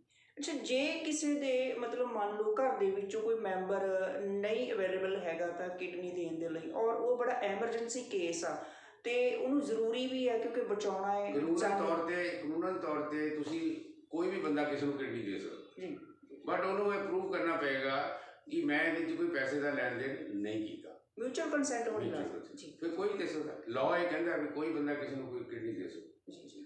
ਹੁਣ ਮੈਂ ਇਸ ਤੋਂ ਇਲਾਵਾ ਤੁਹਾਨੂੰ ਥੋੜੀ ਜਿਹੀ ਹੋਰ ਵੀ ਗੱਲ ਦੱਸਣਾ। ਇਸ ਤੋਂ ਪਹਿਲਾਂ ਇੱਕ ਛੋਟਾ ਜਿਹਾ ਮੇਰਾ ਹੋਰ ਕੁਐਸਚਨ ਕਿ ਕਿਡਨੀ ਜਿਹੜੀ ਆ ਮੇਲ ਦੀ ਫੀਮੇਲ ਨੂੰ ਜਾਂ ਫੀਮੇਲ ਦੀ ਮੇਲ ਨੂੰ ਲੱਗਣ ਦੇ ਵਿੱਚ ਕੋਈ ਨਹੀਂ ਇਹਦਾ ਕੋਈ ਫਰਕ ਨਹੀਂ ਜੀ। ਮੇਲ ਹੋਵੇ ਕਿਡਨੀ ਤੇ ਕਿਡਨੀ ਮੇਲ ਹੋਵੇ ਫੀਮੇਲ ਹੋਵੇ ਉਹਦੇ 'ਚ ਕੋਈ ਫਰਕ ਨਹੀਂ ਹੈ। ਮਦਰ ਆਪਣੇ ਪੁੱਤਰ ਨੂੰ ਦੇ ਸਕਦੀ ਹੈ, ਸੋ ਫਾਦਰ ਆਪਣੀ ਡਾਟਰ ਨੂੰ ਦੇ ਸਕਦਾ ਹੈ, ਕੋਈ ਪ੍ਰੋਬਲਮ ਨਹੀਂ। ਕਿਉਂਕਿ ਮੈਂ ਨਹੀਂ ਚਾਹੁੰਦੀ ਕਿ ਕਿਉਂਕਿ ਦਰਸ਼ਕਾਂ ਦਾ ਜਿਹੜਾ ਨਾਲ ਦੀ ਨਾਲ ਸਵਾਲ ਆ ਰਹੇ ਨੇ ਵੀ ਉਹ ਸਵਾਲ ਕੋਈ ਰਹਿ ਜਾਵੇ ਪੁੱਛਣ ਵਾਲਾ, ਸੋ ਇਹ ਵੀ ਇੱਕ ਸਵਾਲ ਸੀਗਾ ਕਿਉਂਕਿ ਮੇਲ ਤੇ ਫੀਮੇਲ ਦੇ ਵਿੱਚ ਕਿੰਨਾ ਕੁ ਅੰਤਰ ਹੈ। ਸੋ ਦਰਸ਼ਕੋ, ਇਹ ਵੀ ਇੱਕ ਤੁਹਾਡਾ ਜਿਹੜਾ ਬੜਾ ਸੋਹਣਾ ਵਹਿਮ ਡਾਕਟਰ ਸਾਹਿਬ ਨੇ ਕੱਢ ਦਿੱਤਾ, ਦੂਰ ਕਰ ਦਿੱਤਾ ਹੈ ਕਿ ਟ੍ਰਾਂਸਪਲਾਂਟੇਸ਼ਨ ਦੇ ਵਿੱਚ ਮੇਲ ਫੀਮੇਲ ਦਾ ਕੋਈ ਅੰਤਰ, ਸਿਰਫ ਬਲੱਡ ਗਰੁੱਪ ਸੇਮ ਹੋਣਾ ਚਾਹੀਦਾ। ਜੀ ਜੀ। ਅੱਛਾ ਡਾਕਟਰ ਸਾਹਿਬ, ਜਿਨ੍ਹਾਂ ਦਾ ਕੋਈ ਬਲੱਡ ਕਿਸੇ ਬਿਮਾਰੀ ਤੋਂ ਅਫੈਕਟ ਹੁੰਦਾ ਜਾਂ ਜਿਹੜਾ ਹੈਪੇਟਾਈਟਸ ਬੀ ਜਾਂ ਸੀ ਦੀ ਜਿਹੜੀ ਕਿਸੇ ਦਾ ਅਫੈਕਟ ਹੁੰਦਾ ਬਲੱਡ, ਕੀ ਉਹ ਵੀ ਦੇ ਸਕਦੇ ਨੇ? ਨਹੀਂ, ਜਿਨ੍ਹਾਂ ਨੂੰ ਹੈਪੇਟਾਈਟਸ ਬੀ ਜਾਂ ਸੀ ਹੈਗਾ ਉਹ ਅਨਫਿਟ ਨੇ ਕਿਡਨੀ ਦੇਣ, ਉਹ ਨਹੀਂ ਦੇ ਸਕਦੇ।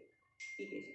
ਅੱਛਾ ਡਾਕਟਰ ਸਾਹਿਬ, ਜੇ ਮੰਨ ਲਓ ਇੱਕ ਹਸਬੈਂਡ ਨੂੰ ਯੰਗ ਏਜ ਦੇ ਵਿੱਚ ਕਿਸੇ ਨੂੰ ਲੜਕੇ ਨੂੰ ਕੋਈ ਕਿਡਨੀ ਦੀ ਪ੍ਰੋਬਲਮ ਆ ਜਾਂਦੀ ਹੈ, ਫੇਲੀਅਰ ਹੋ ਜਾਂਦਾ, ਉਹਦੀ ਵਾਈਫ ਜਿਹੜੀ ਹੈ ਉਹ ਡੋਨੇਟ ਕਰਦੀ ਹੈ ਉਹਨੂੰ ਕਿਡਨੀ, ਕੀ ਉਹ ਦੋਨੋਂ ਲੌਂਗ ਲਾਈਫ ਚੱਲ ਸਕਦੇ ਨੇ? ਕਿਉਂਕਿ ਲੋਕਾਂ ਦਾ ਇਹ ਵੀ ਵਹਿਮ ਆ ਕਿ ਇੱਕ ਕਿਡਨੀ ਨਾਲ ਸ਼ਾਇਦ ਉਹ ਨਹੀਂ, ਕਿ ਇਹ ਵਹਿਮ ਦੇ ਨਾਲ ਸਦਮੇ ਦੇ ਨਾਲ ਲੋਕ ਜਲਦੀ ਸੰਸਾਰ ਛੱਡ ਜਾਂਦੇ ਨੇ ਕਿ ਮੇਰੀ ਇੱਕ ਕਿਡਨੀ ਜਿਹੜੀ ਰਿਮੂਵ ਕਰ ਦਿੱਤੀ ਗਈ, ਜਾਂ ਇਹਦੇ ਪਿੱਛੇ ਕੋਈ ਮੈਡੀਕਲ ਇਫੈਕਟ ਹੈ? ਕੋਈ ਮੈਡੀਕਲ ਰੀਜ਼ਨ ਨਹੀਂ ਹੈਗਾ। ਕਿਡਨੀ ਇੱਕ ਸਾਰੀ ਉਮਰ ਪੂਰੀ ਚੱਲ ਸਕਦੀ ਹੈ। ਕੋਈ ਜੇ ਯੰਗ ਕਪਲ ਹੈ, ਇੱਕ ਕਿਡਨੀ ਕਿਸੇ ਇੱਕ ਵਿੱਚੋਂ ਇੱਕ ਪਾਰਟਨਰ ਦੀ ਖਰਾਬ ਹੋ ਗਈ, ਦੂਜਾ ਪਾਰਟਨਰ ਦੇ ਦਿੰਦਾ ਹੈ ਤੇ ਦੋਨੋਂ ਨਾਰਮਲ ਲਾਈਫ ਬਿਤਾਉਣ, ਤੇ ਕੋਈ ਡਿਫਰੈਂਸ ਨਹੀਂ ਹੈਗਾ। ਨॉर्मल ਬਿਮਾਰੀ ਤੇ ਕਿਸੇ ਨੂੰ ਕੋਈ ਵੈਸੇ ਆ ਸਕਦੀ ਹੈ, ਪਰ ਕਿਡਨੀ ਡੋਨੇਸ਼ਨ ਕਰਕੇ ਉਹਦੀ ਲਾਈਫ ਤੇ ਕੋਈ ਖਤਰਾ ਨਹੀਂ, ਨਾ ਹੀ ਕੋਈ ਲਾਈਫ ਦੀ ਕੁਆਲਿਟੀ ਤੇ ਨਾ ਕੁਆਂਟੀਟੀ ਤੇ ਫਰਕ ਹੈ। ਨਿਊ ਰੂਬੀ ਹਸਪੀਟਲ ਦੇ ਵਿੱਚ ਕਿਡਨੀ ਦੀ ਫਸਟ ਸਟੇਜ ਦੇ ਵਿੱਚ ਕੀ ਪ੍ਰੋਵੀਜ਼ਨ ਹੈਗੇ ਨੇ? ਉਹਨਾਂ ਦਾ ਡਾਇਲਿਸਿਸ ਜਿਹੜਾ ਹੋ ਰਿਹਾ ਮਰੀਜ਼ਾਂ ਦਾ, ਆਪਾਂ ਉੱਪਰ ਵੀ ਦੇਖ ਕੇ ਆਏ ਹਾਂ ਕਈ ਮਰੀਜ਼ਾਂ ਦਾ। ਮੈਂ ਹੁਣੇ ਤੁਹਾਨੂੰ ਡਾਇਲਿਸਿਸ ਰੂਮ ਦਾ ਵੀ ਰਾਉਂਡ ਆਵਾਂਗਾ। ਇੱਥੇ 11 ਮਸ਼ੀਨਾਂ ਨੇ ਔਰ 11 ਮਸ਼ੀਨਾਂ ਦੇ ਵਿੱਚ 2 ਜਾਂ 3 ਸ਼ਿਫਟਾਂ ਰੋਜ਼ ਲੱਗਦੀਆਂ ਨੇ। 15, 20, 25 ਡਾਇਲਿਸਿਸ ਲੋਕਾਂ ਦੇ ਡੇਲੀ ਹੁੰਦੇ ਨੇ ਔਰ ਅਸੀਂ ਇਹ ਬੜੀ ਸਬਸਿਡਾਈਜ਼ਡ ਡਾਇਲਿਸਿਸ ਰੱਖਿਆ ਹੋਇਆ ਹੈ। ਆਯੁਸ਼ਮਾਨ ਸਕੀਮ ਦੇ ਵਿੱਚ ਵੀ ਜਿਹੜੇ ਲੋਕ ਆਉਂਦੇ ਨੇ, ਜਿਹੜੇ ਰਜਿਸਟਰਡ ਨੇ, ਉਹਨਾਂ ਦਾ ਡਾਇਲਿਸਿਸ ਬਿਲਕੁਲ ਫ੍ਰੀ ਹੁੰਦਾ ਹੈ। ESI ਹਸਪੀਟਲਸ ਤੋਂ ਜਿਹੜੇ ਰੈਫਰ ਹੋ ਕੇ ਆਉਂਦੇ ਨੇ, ECHS ਤੋਂ ਆਉਂਦੇ ਨੇ, FCI ਤੋਂ ਆਉਂਦੇ ਨੇ, ਇਹ ਸਾਰੇ ਜਿਹੜੀਆਂ ਪੈਨਲਮੈਂਟਸ ਨਿਊ ਰੂਬੀ ਹਸਪੀਟਲ 'ਚ ਹੈਗੀਆਂ ਨੇ, ਇਹਨਾਂ ਦੇ ਵਿੱਚ ਜਿਹੜਾ ਸਕੀਮ 'ਚ ਕਾਰਡ ਲੈ ਕੇ ਆਉਂਦਾ ਉਹਨਾਂ ਦਾ ਡਾਇਲਿਸਿਸ ਫ੍ਰੀ ਹੁੰਦਾ।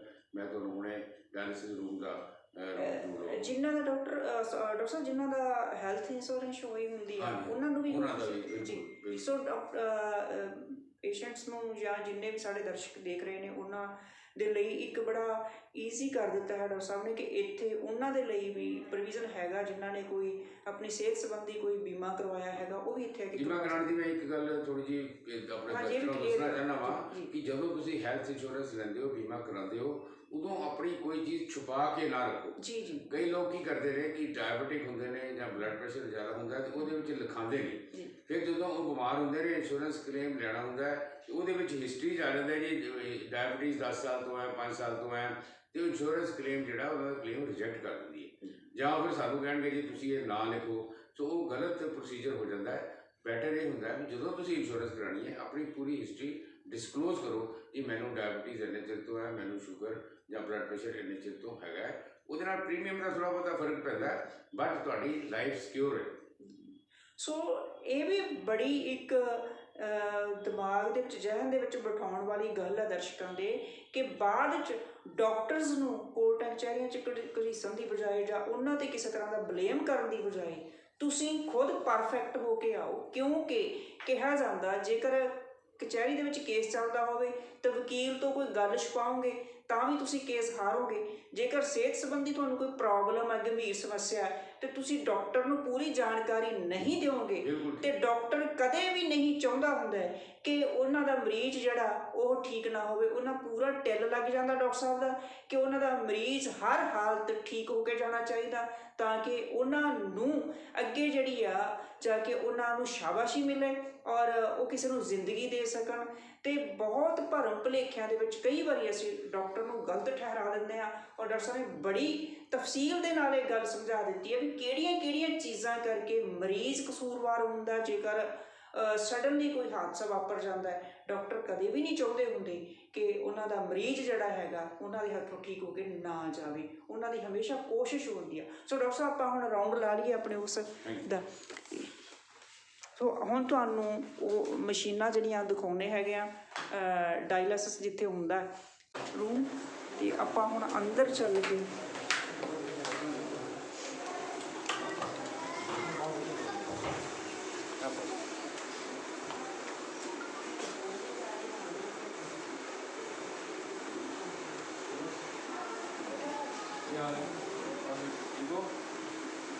ਇਹ ਨਿਊ ਰੂਬੀ ਹਸਪੀਟਲ ਦਾ ਡਾਇਲਿਸਿਸ ਰੂਮ ਹੈ। ਮਿਸਟਰ ਅਵਤਾਰ ਸਿੰਘ ਸਾਡੇ ਸੀਨੀਅਰ ਡਾਇਲਿਸਿਸ ਟੈਕਨੀਸ਼ੀਅਨ ਨੇ।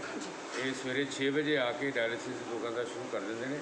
ਔਰ ਇਹ ਮਰੀਜ਼ ਨੇ ਸਾਡੇ ਦੇਵਸ਼ੀਲ। ਤੁਸੀਂ ਕਿੰਨੇ ਚਿਰ ਤੋਂ ਡਾਇਲਿਸਿਸ ਕਰਾ ਰਹੇ ਹੋ? ਉਹਨੂੰ ਸੌਂਦਾ ਪਤਾ ਨਹੀਂ ਮਸ਼ੀਨ ਲੱਗੀ ਹੈ। ਡੈਸ ਬਾਈ ਕਹੋ ਡੈਸ ਵਾਲੇ ਕਹੋ ਤਾਂ ਡੈਸ ਆਪਾਂ ਮੈਨੂੰ ਸੁਣਦਾ ਨਹੀਂ ਕਲੀਅਰ ਆ। ਜਿੱਦਾਂ ਕਿ ਕਈ ਡਾਇਲਿਸਿਸ ਦੇ ਪੇਸ਼ੈਂਟਸ ਦਾ ਸੁਣਨਾ ਘੱਟ ਹੋ ਜਾਂਦਾ, ਇਸੇ ਤਰ੍ਹਾਂ ਹੀ ਇਹਨਾਂ ਦਾ ਸੁਣਨਾ ਥੋੜ੍ਹਾ ਜਿਹਾ ਘੱਟ ਹੋਇਆ। ਤੁਹਾਡਾ ਕੀ ਨਾਮ ਹੈ? ਰਾਮਦਾਸ। ਤੁਸੀਂ ਕਿੰਨੇ ਚਿਰ ਤੋਂ ਡਾਇਲਿਸਿਸ ਕਰਾ ਰਹੇ ਹੋ? 2-3 ਮਹੀਨੇ। ਕਿੰਨੀ ਵਾਰੀ ਹਫਤੇ 'ਚ ਕਰਾਉਣਾ ਪੈਂਦਾ? 2 ਬਾਰ। 2 ਬਾਰ ਹਫਤੇ 'ਚ 2 ਬਾਰ ਕਰਾਉਂਦੇ ਨੇ। ਪਿਛਲੇ 2-3 ਮਹੀਨਿਆਂ ਤੋਂ ਡਾਇਲਿਸਿਸ ਕਰਵਾ ਰਹੇ ਨੇ। ਤੁਹਾਡਾ ਕੀ ਨਾਮ ਹੈ ਜੀ? ਸੰਤੋਖ ਸਿੰਘ ਸਰ ਆਪਣੇ ਕੋਲ ਨਿਊ ਚਲਾ ਕੇ ਇਹ ਨਵੇਂ ਪੇਸ਼ੈਂਟ ਨੇ ਜੀ। 4 ਸਾਲ ਤੋਂ ਮੈਂ ਕਰਾ ਰਿਹਾ। ਉਹਦਾ ਡਾਇਲਿਸਿਸ 4 ਸਾਲ ਤੋਂ ਕਰਵਾ ਰਹੇ ਨੇ। ਕਿੱਦਾਂ ਮਹਿਸੂਸ ਕਰ ਰਹੇ ਹੋ ਇਹਨਾਂ ਨੂੰ ਦੱਸੋ? ਬਹੁਤ ਵਧੀਆ ਜੀ। ਅੱਜ ਵਰਲਡ ਕਿਡਨੀ ਡੇ ਹੈ। ਹਾਂਜੀ ਬਹੁਤ ਵਧੀਆ ਜੀ। ਅਤੇ ਡਾਕਟਰ ਸਾਹਿਬ ਦੀ ਡੀਲਿੰਗ ਕਿੱਦਾਂ ਦੀ ਹੈ ਦੱਸੋ ਪਹਿਲਾਂ। ਬਹੁਤ ਅੱਛਾ ਜੀ। ਜੀ ਸੋ ਤੁਸੀਂ ਦੇਖ ਲਿਆ। ਅਤੇ ਚਲੋ ਠੀਕ ਹੈ ਜੀ, 4 ਸਾਲ ਹੋ ਗਏ। ਹਾਂਜੀ ਮਨੋਜ ਕੁਮਾਰ ਜੀ, ਤੁਸੀਂ ਕਿੰਨੇ ਚਿਰ ਤੋਂ ਡਾਇਲਿਸਿਸ ਕਰਾ ਰਹੇ ਹੋ? ਮੈਨੂੰ ਇੱਥੇ ਸਰ ਸਾਲ ਹੋ ਗਿਆ, ਸਾਲ ਤੋਂ ਉੱਪਰ ਹੀ ਹੋ ਗਿਆ। 1 ਸਾਲ ਤੋਂ ਉੱਪਰ ਹੋ ਗਿਆ। ਔਰ ਤੁਹਾਡਾ ਆਯੁਸ਼ਮਾਨ ਦਾ ਕਾਰਡ ਬਣਿਆ ਹੋਇਆ ਜੀ। ਅਤੇ ਕਾਰਡ ਦੇ ਵਿੱਚ ਇਹਨਾਂ ਦਾ ਸਰਕਾਰ ਵੱਲੋਂ ਸਹੂਲਤ ਹੈ ਕਿ ਫ੍ਰੀ ਡਾਇਲਿਸਿਸ ਹੋ ਰਿਹਾ। ਸੋ ਇਹ ਵੀ ਤੁਸੀਂ ਪ੍ਰੈਕਟੀਕਲ ਦਰਸ਼ਕੋ ਦੇਖ ਲਿਆ ਕਿ ਡਾਕਟਰ ਸਾਹਿਬ ਨੇ ਜਿੱਦਾਂ ਦੱਸਿਆ ਸੀਗਾ ਕਿ ਜਿਹੜੀਆਂ ਸਕੀਮਾਂ ਦੇ ਅਧੀਨ ਕਿਸੇ ਨੇ ਇੰਸ਼ੋਰੈਂਸ ਲਈ ਹੋਈ ਆ, ਉਹਨਾਂ ਮਰੀਜ਼ਾਂ ਦੇ ਲਈ ਫੈਸਿਲਿਟੀਜ਼ ਹੈਗੀਆਂ। ਤੁਸੀਂ ਦੇਖ ਲਓ ਵੀ ਜੋ ਦੂਸਰੇ ਮਰੀਜ਼ਾਂ ਨੂੰ ਫੈਸਿਲਿਟੀਜ਼ ਮਿਲ ਰਹੀਆਂ ਪੇਡ ਮਰੀਜ਼ਾਂ ਨੂੰ, ਉਹੀ ਹੀ ਇਹਨਾਂ ਮਰੀਜ਼ਾਂ ਨੂੰ ਮਿਲ ਰਹੀਆਂ। ਕਿਸੇ ਤਰ੍ਹਾਂ ਦਾ ਭਿੰਨ ਭੇਦ ਨਹੀਂ ਹੈ। ਸੋ ਡਾਕਟਰ ਅਵਤਾਰ ਸਿੰਘ ਜੀ ਜਿਹੜੇ ਹੈਡ ਨੇ ਡਾਇਲਿਸਿਸ ਦੇ, ਔਰ ਬੀਨਾ ਕੁਮਾਰੀ ਜੀ ਗੱਲ ਸਾਹਿਬ ਠੀਕ ਹੋ? ਹਾਂਜੀ ਕਦੋਂ ਡੈਸ ਕਰਾ ਰਹੇ ਆਪਾਂ? 2 ਸਾਲ। 2 ਸਾਲ ਡੈਸ ਕਰਾ ਰਹੇ ਨੇ। ਜੀ ਠੀਕ ਨੇ ਬਿਲਕੁਲ। ਇਹਦਾ ਆਯੁਸ਼ਮਾਨ ਦਾ ਕਾਰਡ ਬਣਿਆ ਹੋਇਆ ਇਹਦਾ। ਅੱਛਾ ਜੀ। ਮੇਰੇ ਖਿਆਲ ਇੱਥੇ ਸਾਰੇ ਤਕਰੀਬਨ ਆਯੁਸ਼ਮਾਨ ਕਾਰਡ ਵਾਲੇ। ਅੱਛਾ ਜੀ।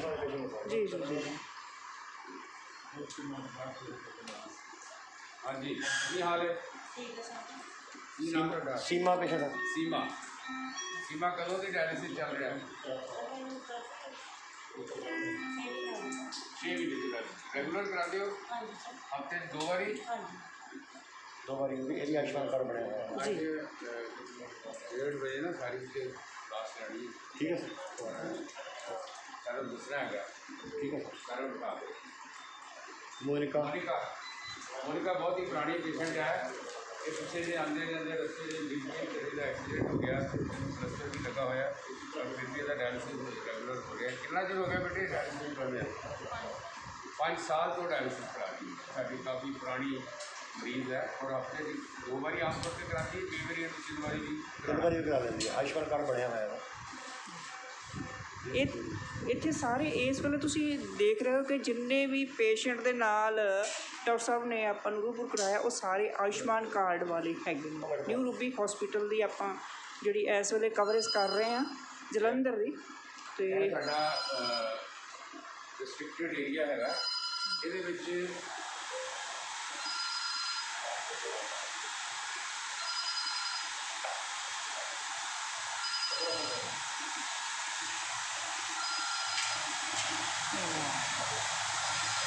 ਜਿਹੜਾ ਵਾਟਰ ਇਹਦੇ ਵਿੱਚ ਯੂਜ਼ ਹੁੰਦਾ ਹੈ, ਉਹਨੂੰ ਵਾਸ਼ ਕਰਨ ਲਈ ਉਹਨੂੰ ਆਰਓ ਪਲਾਂਟ ਲੱਗਾ ਹੋਇਆ ਹੈ।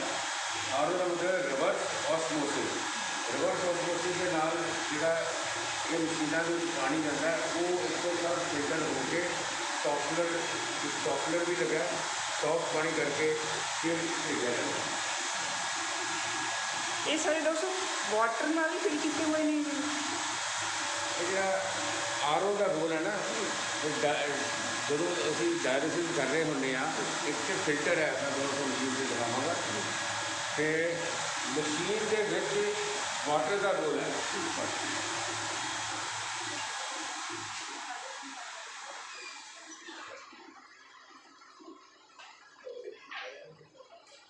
ਇਹ ਪੇਸ਼ੈਂਟ ਦਾ ਇੱਕ ਇੱਥੇ ਫਿਸਚੁਲਾ ਬਾਂਹ 'ਤੇ ਬਣਿਆ ਹੁੰਦਾ ਹੈ। ਇਹ ਦਿਖਾਣਾ ਇੱਥੇ ਇਹ ਪਲਮੋਕੈਫ ਹੈ। ਇਹ ਇੱਕ ਪਲਮੋਕੈਫ ਹੁੰਦਾ ਜਾਂ ਬਾਂਹ 'ਤੇ ਫਿਸਚੁਲਾ ਹੁੰਦਾ, ਜਿੱਦਾਂ ਉਸ ਫਿਸਚੁਲਾ ਬਣਿਆ। ਇਹ 'ਚੋਂ ਦੋ ਨਾੜੀਆਂ ਨੇ, ਇੱਕ ਨਾੜੀ ਨਾਲ ਖੂਨ ਬਾਹਰ ਆਉਂਦਾ, ਉਹ ਇਹ ਮਸ਼ੀਨ ਵਿੱਚ ਜਾਂਦਾ ਹੈ। ਇਸ ਫਿਲਟਰ ਦੇ ਵਿੱਚ ਉਹ ਬਲੱਡ ਜਾ ਕੇ ਸਾਫ਼ ਹੋ ਜਾਂਦਾ ਹੈ, ਅਤੇ ਫਿਰ ਦੂਸਰੀ ਨਾੜੀ ਦੇ ਰਾਹੀਂ ਉਹ ਬੋਡੀ ਦੇ ਵਿੱਚ ਅੰਦਰ ਚਲੇ ਜਾਂਦਾ। ਇਹ ਸੋ ਡਾਇਲਿਸਿਸ ਦੀ ਜਿਹੜੀ ਪ੍ਰਕਿਰਿਆ ਕਿਸ ਤਰੀਕੇ ਨਾਲ ਹੋ ਰਹੇ ਨੇ, ਬੜੀ ਬਰੀਕੀ ਦੇ ਨਾਲ ਡਾਕਟਰ ਸਾਹਿਬ ਦੇ ਬਾਰੇ ਇਹ ਸਮਝਾ ਰਹੇ ਨੇ। ਤਕਰੀਬਨ 4 ਘੰਟੇ ਦਾ ਡਾਇਲਿਸਿਸ ਅਸੀਂ ਐਵਰੇਜ ਹਰੇਕ ਪੇਸ਼ੈਂਟ ਦਾ ਹਫ਼ਤੇ 'ਚ 2 ਵਾਰੀ ਕਰਦੇ ਹਾਂ। 4 ਘੰਟਿਆਂ ਦੇ ਵਿੱਚ ਤਕਰੀਬਨ ਸਾਰਾ ਬਲੱਡ ਜਿਹੜਾ ਅੰਦਰੋਂ ਸਾਫ਼ ਹੋ ਜਾਂਦਾ।